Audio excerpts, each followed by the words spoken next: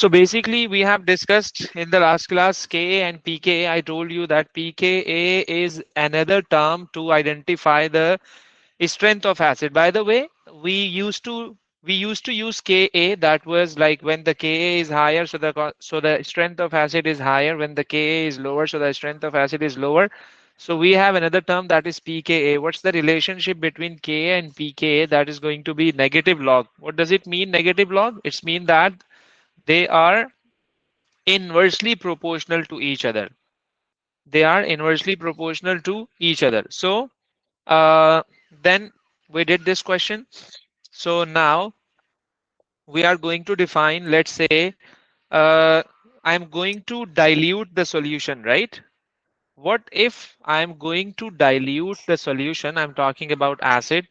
So what would be the effect on the pH? Since we know that we have used multiple times this relation pH is equal to the negative log of H plus. Again, we can see the negative log, which means that this is going to be inversely proportional. So, like I can say that pH is equal to negative log of concentration of H plus ion. Concentration of H plus ion. So, effect of dilution, effect of dilution on pH, of course. So we will be comparing the dilution with its formula, pH and concentration of H plus ion. They are inversely proportional to each other, so I can write down this one upon the concentration of H positive ion.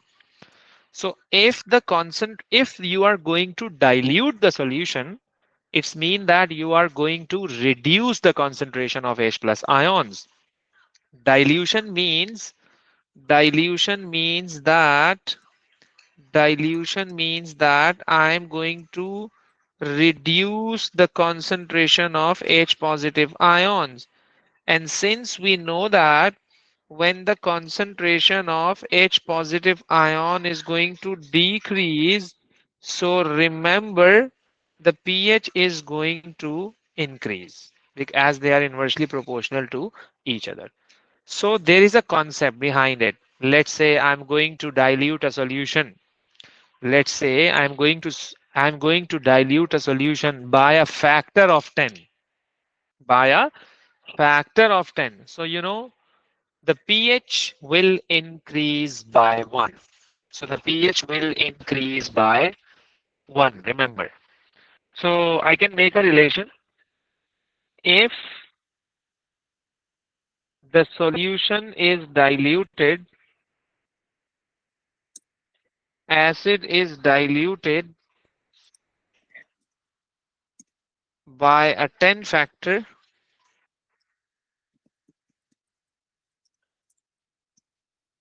so pH will increase by 1.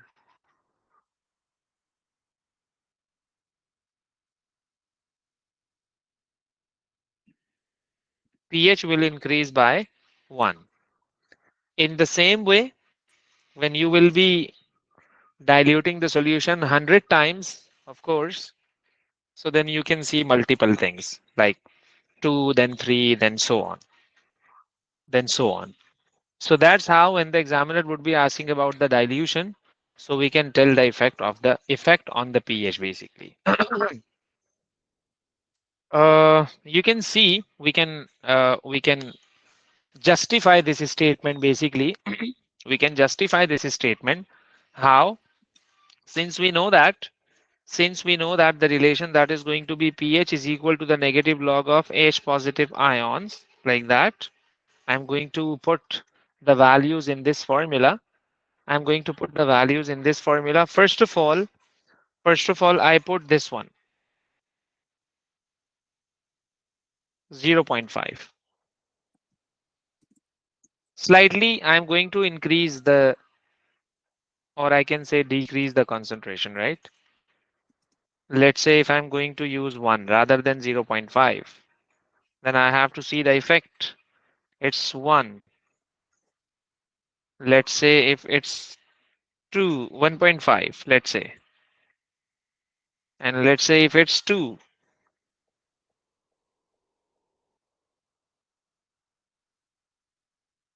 what do you think? What's the answer of this? Then this, then this, and then this. Yes, tell me.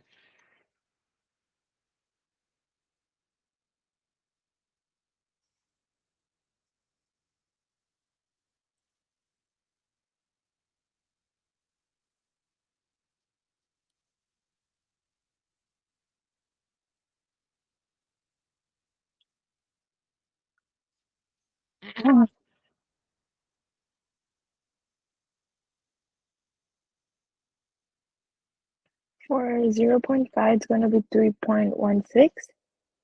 3.16.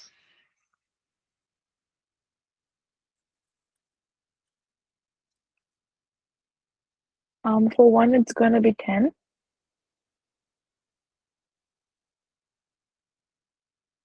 And then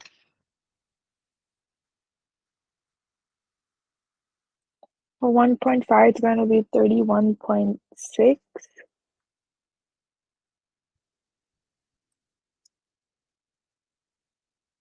And for 2, it's going to be 100. you can see by a factor of 1.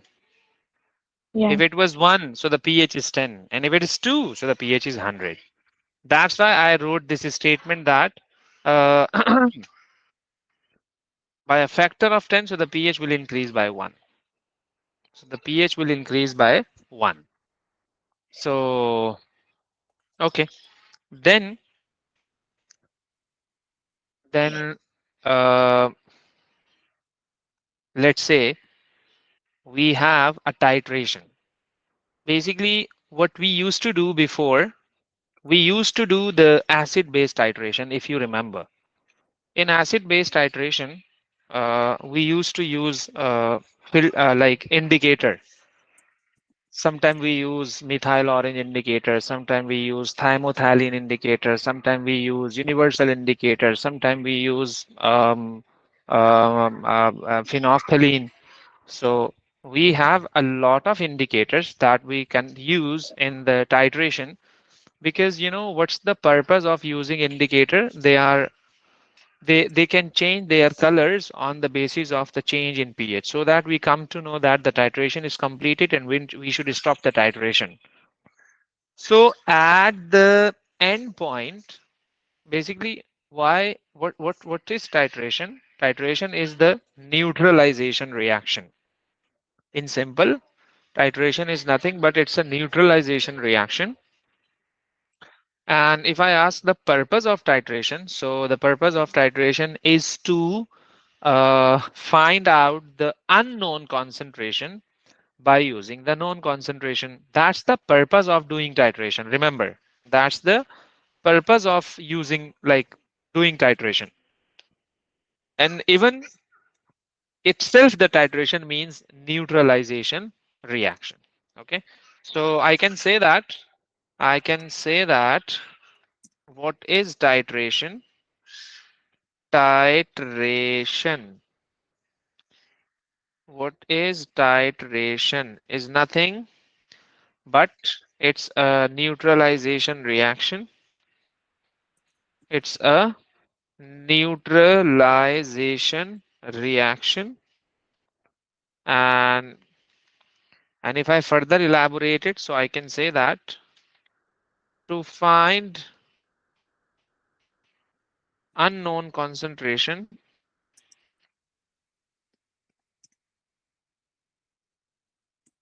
using known concentration.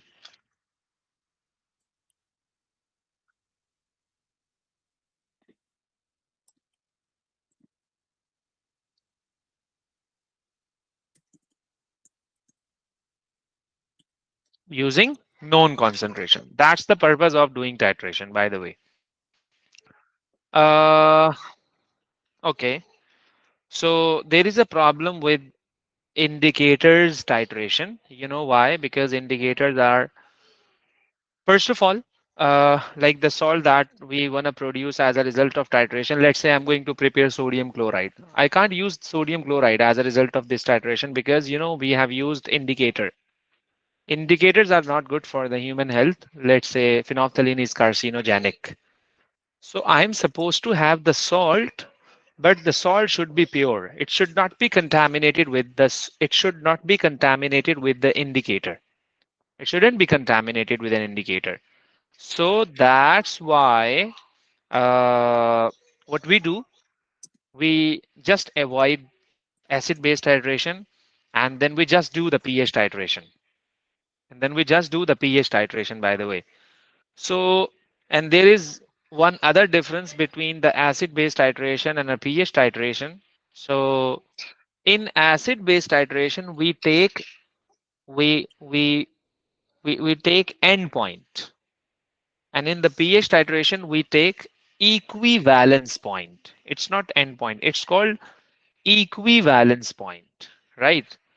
So, like, what is the difference between endpoint and equivalence point? If you remember when we used to use titration in the previous classes, like let's suppose, just imagine that you are standing in a lab and in front of you there is a titration apparatus, right? So let's say I have taken sodium hydroxide in the burette. It's up to you. It's up to you. It depends on the condition because it's not fixed that we always take sodium hydroxide in a burette. We always take acid in a burette. No, you can take acid, you can take base. Depends on the change in color. So, so what you did, you have taken base in the burette, and of course you have taken acid in a conical flask. How much acid I have taken? 25 centimeter cube of acid I have been taken in a conical flask. So after taking acid in a conical flask, so I can say that, and a few drops of methyl orange indicator. Okay, methyl orange is yellow in base and it's orange in acid. Remember. So when I have taken acid in a conical flask and I have added few drops of indicator into that conical flask, so I saw that it turned it turned orange. It turned orange. Okay. So when it turned orange, so then what I did, I kept adding on sodium hydroxide from the burette to the conical flask until I saw the color change. So let's say I'm asking to you, I have added 24 centimeter cube from the burette in total, 24 centimeter cube of base in total, right? To the conical flask, and the conical flask is going to have 25 centimeter cube of acid already. So how much acid is left in a conical flask after adding 24 centimeter cube of sodium hydroxide from the burette? You will say, you will say 1 centimeter cube of acid is left in a conical flask. You know why? Because 24 centimeter cube of acid has been neutralized by the 24 centimeter cube of base, isn't it? Because I was adding base from the from the burette. Are you understanding my point? Yes. Yeah. Okay. Still, I can't. Still, I can't see the color change. Still, I can't see the color change because still we have an acid in a conical flask. So I can see the same color, that is orange. Then I have added one more drop of sodium hydroxide from the burette. Then how much acid is left in the conical flask? You will say nothing because all the acid has been neutralized with the base. So can I see any change in color? I will say no, it will remain the same because methyl orange will change its color only when it will see the extra base, whether we have one drop of base or a two drop of base. But right now, what's happening? Everything is neutralized. Completely, the acid is neutralized by the base. So then, when I would be adding one more drop of sodium hydroxide from the burette, then I would see the color change. Then I came to know that, oh, titration is done. The things are neutralized and that's it. But in fact, this is not 100% neutralization. If you will ask why, I would say that when you have added extra drop of base into the conical flask, if you have added one more extra drop of a base into the conical flask, then you saw the color change. It doesn't mean that this is 100% neutralization, because at this point, this is known as end point. So at the end point, the number of moles of acids are not equal to the number of moles of a base. Are you getting my point? Yeah. This is not a, this is not an not I can say accurate neutralization point where the neutralization is taking place. So that's another drawback of doing acid-base titration. So then what we are supposed to eliminate this error? How we are supposed to eliminate this error? What can I do? So we can do the pH titration. Rather than taking an indicator into the conical flask, we can dip the pH meter into the conical flask. Let's say I have done the same thing. I have taken same things in a burette, in a conical flask. Everything is the same. The condition is same. The temperature is same. The pressure is same. So I have dipped the pH meter into the conical flask that contains hydrogen chloride, hydrochloric acid. So I saw the pH is less than 7 because this is an acid. And let's fix it. It's 3.4 initial pH of HCl. So then I started to add sodium hydroxide from the burette to the conical flask, and just I am looking at the pH change. It's increasing gradually 3.4, 3.5, 3.6, 4, 4.1, 2, 3, 4, 5, 6, 7, 8, 9, 10, then 5, then 5.1, then so on, so on, so on, so on. Then it becomes 7. So when it becomes 7, I stopped the titration. Now I'm calling this as a equivalence point. It's exact 7, means there is no acid and there is no base present because it's 7.0. It's not 7.1. If this would be 7.1, so I can say that there would be some sort of ions of a base. That's why we are getting the pH greater than 7. But right now the pH is equal to 7.0, which shows that in your conical flask there is no acid and there is no base. Yes, this is called 100% neutralization and this is called equivalence point. This is not an endpoint.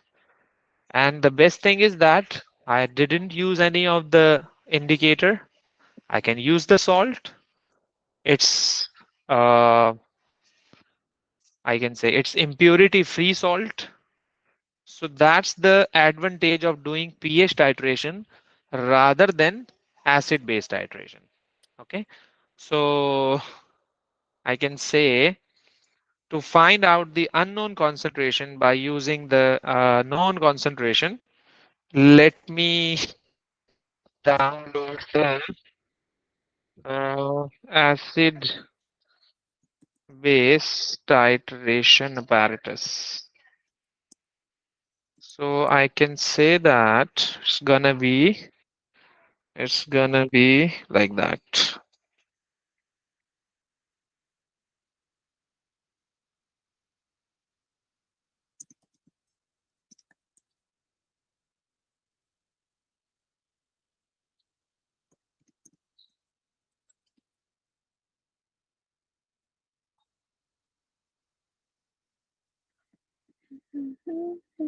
Okay. So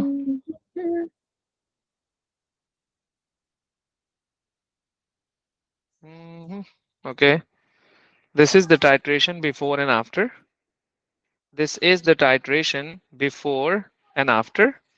So And as I told you, this is not better titration as compared to the pH titration. So in this class, in this unit, we are going to avoid this titration and we are going to do the pH titration, by the way. So as a result of, I'm assuming that you know each and everything, you know each and every step. What I take in a burette, what I take in a conical flask, then how do we do titration? We are going to add some sort of indicator, then we have to see the endpoint, then we have to see the reading, final reading, and then initial reading. All of the things would remain the same. But right now, as a result of acid-base titration,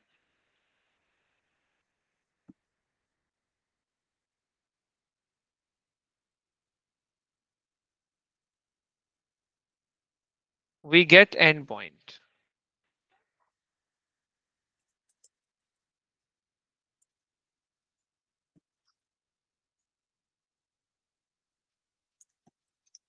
But when we do pH titration,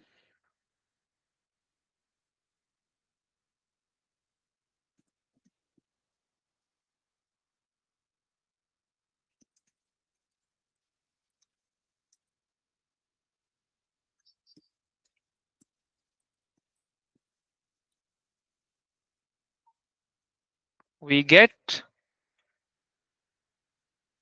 equivalence point.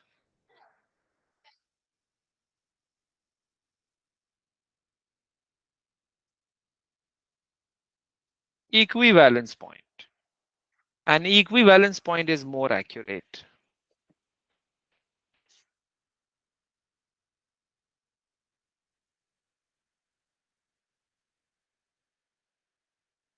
Equivalence point are more accurate. This is less accurate.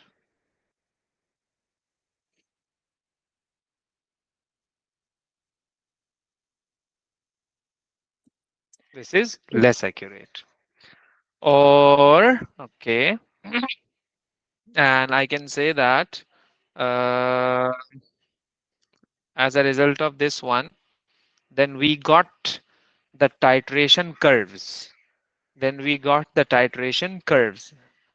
What is titration curve? Of course, the the result after doing the titration, like initially when we dipped the pH meter into the conical flask, and in the conical flask I had an acid, so I saw the pH that was less than 7, which is showing that in this conical flask we have an acid. That's why we are getting the pH, let's say it's 3.4. So then when I keep on when I keep on adding base from the burette, so of course the pH is going to increase gradually until the pH becomes 7, until the pH reaches to the 7. So then I can say that the titration is completed. So of course, we are going to have some sort of results like the same as we did the mass spectrum in the previous classes. So after analyzing the compound, the molecule, the ion, the atom, so we got the mass spectrum. So the same goes with this pH titration. Whenever we do the pH titration, so we get some results. Let me show you how do we get some results as a result of the pH titration. What how the pH will change during the titration. Let me tell you this one. Wait, I'm going to share my screen. Uh, okay, okay. So yes.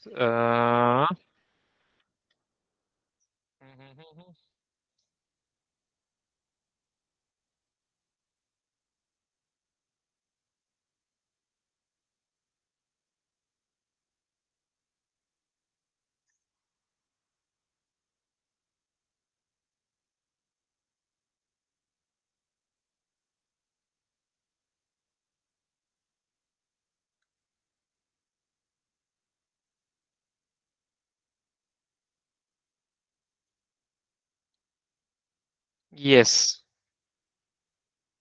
Mhm.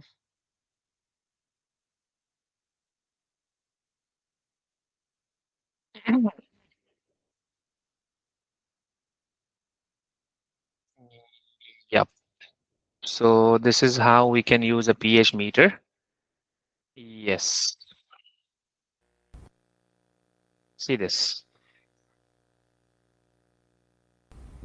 In an acid-base titration, a pH meter can be used to monitor the change in pH with addition of titrant.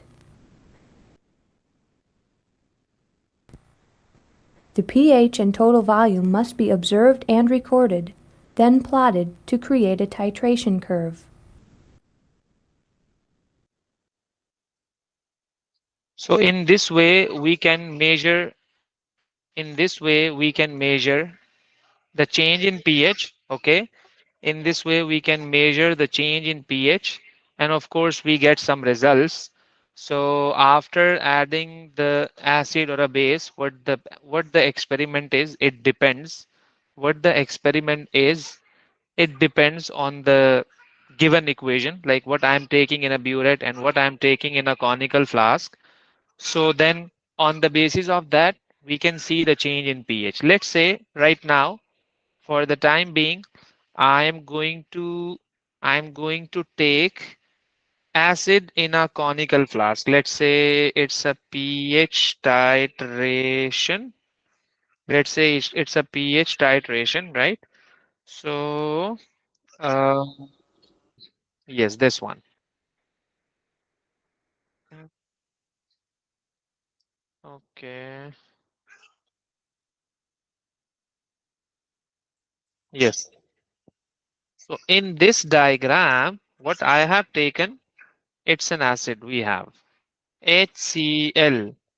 So when I dip the pH meter, so I'm looking at the pH that is less than 7. I'm considering that this is going to be 3.4. Okay, and I'm adding base from the burette, and then I'm observing the change in pH.